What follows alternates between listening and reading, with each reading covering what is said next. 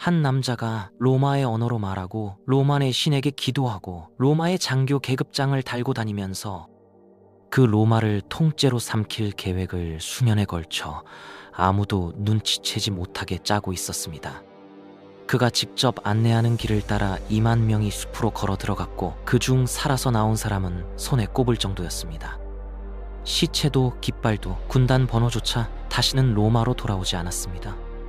세계 최강의 제국이 단 3일 만에 지워진 이 사건은 전투의 패배가 아니었습니다.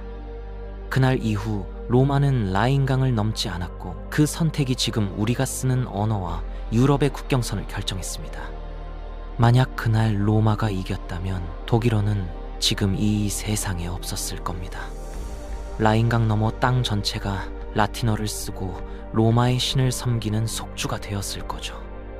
그 3일이 그만큼 결정적인 갈림길이었습니다. 그 이야기를 지금부터 함께 따라가 보겠습니다.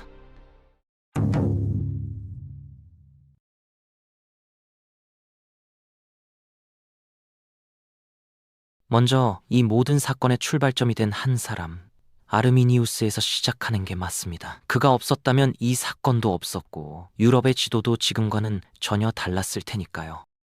그는 게르만 부족 케루스키의 귀족 집안에서 태어났지만 어린 시절 로마의 인질로 보내져 그곳에서 교육을 받고 자랐습니다.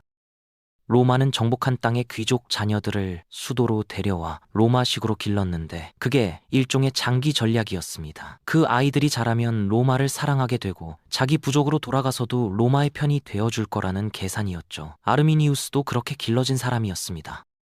그는 라틴어를 원어민처럼 구사했고 로마군에서 실전 경험을 쌓으며 장교로 올라갔습니다. 로마 시민권까지 받았으니 누가 봐도 완벽한 성공 사례였죠. 총독 바루스는 그를 가장 신뢰했고 게르만 땅을 이해하는 다리 같은 존재라고 여겼습니다. 하지만 그 내부에서 무언가 다른 것이 자라고 있었습니다. 로마가 게르만 부족들에게 세금을 걷고 법을 강요하는 모습을 보면서 그가 어떤 생각을 했는지는 알 수 없습니다. 다만 어느 순간부터 그는 조용히 마음을 정했고 거기서 역사가 바뀌기 시작했습니다.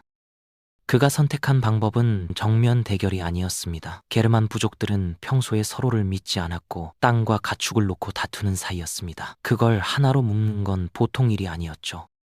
하지만 아르미니우스는 수년에 걸쳐 회합과 잔치, 은밀한 약속을 통해 여러 부족을 설득했습니다. 그가 들고 다닌 무기는 창이 아니라 말이었습니다. 지금 저항하지 않으면 게르만 땅 전체가 갈리아처럼 로마의 속주가 된다고, 그 땅을 지키고 싶다면 지금 뭉쳐야 한다고 설득했죠. 그리고 로마군의 강점과 약점을 속속들이 알고 있었기 때문에 어떤 지형에서 싸워야 이길 수 있는지도 정확히 계산했습니다.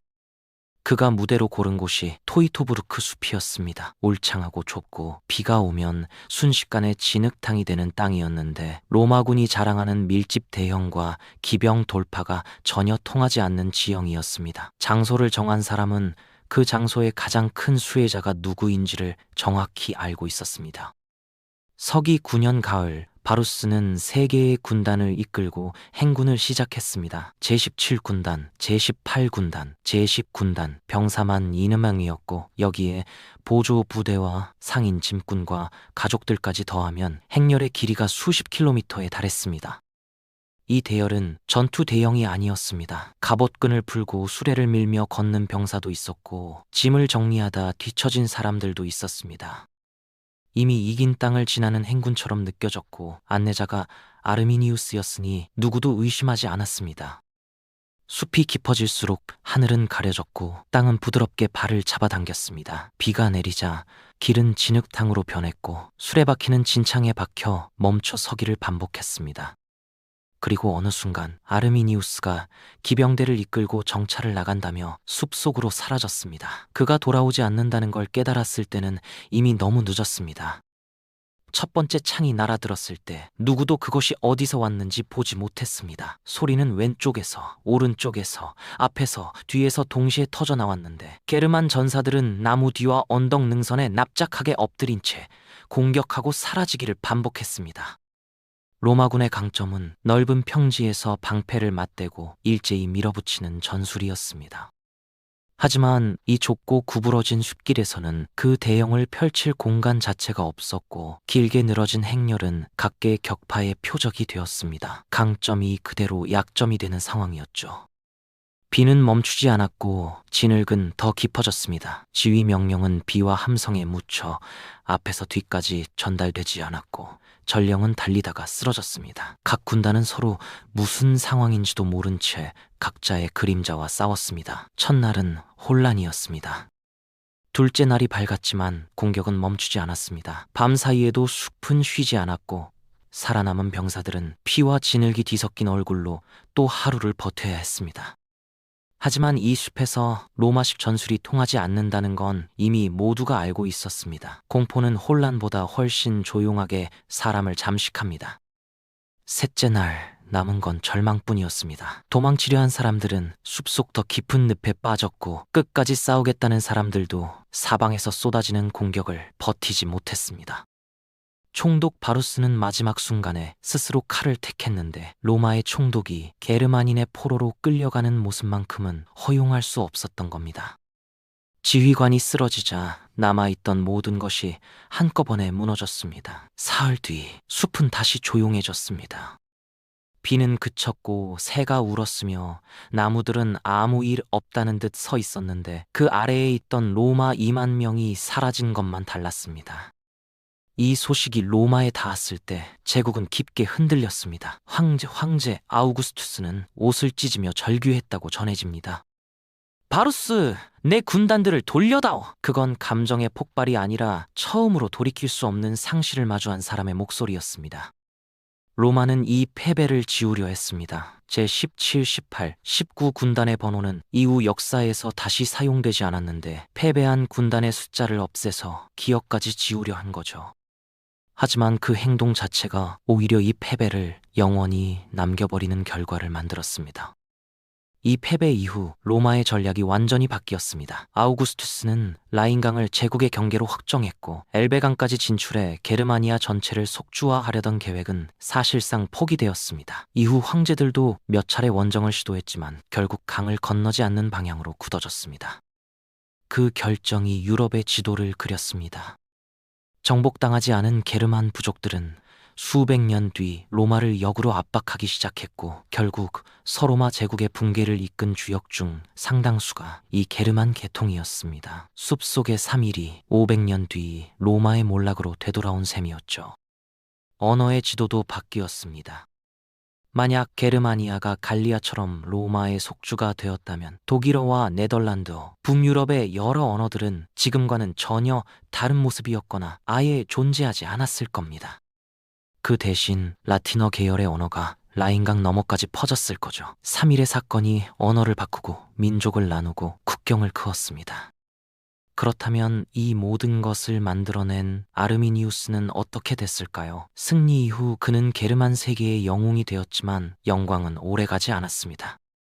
주변 부족들이 그의 커지는 영향력을 경계하기 시작했고 결국 서기 21년 자신의 친척들에게 암살당했습니다. 나이는 37세에서 38세 사이였습니다. 그를 무너뜨린 건 로마가 아니라 그가 지키려 했던 세계의 내부였습니다. 19세기 독일에서 그는 민족 영웅으로 다시 불려나왔고 독일어로 헤르만이라 불리며 53m짜리 거대 동상의 주인공이 되었습니다. 지금도 독일 데트몰트 숲속에 서 있는 그 동상은 두 세계 사이에서 끝까지 찢겨 살다 간 사람을 기리고 있습니다. 이 이야기에서 지금도 붙잡을 수 있는 게 있다면 강함이 언제나 이기는 건 아니라는 겁니다. 로마는 당대 최고의 군대를 가졌지만 자신들이 설계한 조건이 아닌 곳에서 상대가 정한 규칙 위에서 싸워야 했을 때 무너졌습니다. 힘이 부족해서가 아니라 판 자체가 달랐던 거죠. 그리고 신뢰가 얼마나 치명적인 무기가 될 수 있는지도 보여줍니다. 바루스는 아르미니우스에게 이름과 권한과 믿음을 주었는데 바로 그 믿음이 가장 깊은 상처가 되어 돌아왔습니다. 어떤 성벽도 내부에서 열린 문을 막을 수는 없습니다.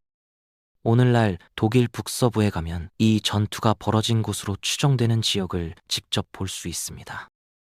1987년부터 시작된 발굴 작업에서 로마군의 동전과 무기, 갑옷 조각들이 흙 속에서 쏟아져 나왔는데 2000년의 세월을 버틴 그 유물들은 지금 유리 진열장 안에 조용히 놓여 있습니다. 언뜻 보면 그냥 낡은 쇠조각이지만 그 하나하나에 어떤 병사의 마지막 하루가 묻어 있습니다. 그들의 이름은 남아있지 않습니다. 하지만 그들이 그 숲에서 사라진 순간은 남아있고 그 순간이 이후 수천 년 유럽의 역사를 바꿨습니다. 가장 철저히 지우려 했던 것이 오히려 가장 오래 기억되는 아이러니였죠. 오늘 우리는 토이토브루크 숲의 3일을 함께 걸어봤습니다. 역사의 큰 흐름은 전쟁과 제국, 영웅과 혁명으로 그려지지만 실제로 방향을 꺾는 건 예상치 못한 순간에 예상치 못한 장소에서 며칠 동안 벌어지는 사건일 때가 많습니다. 2000년 전 가을 숲속의 단 3일처럼 말이죠. 오늘도 끝까지 함께 해주셔서 고맙습니다.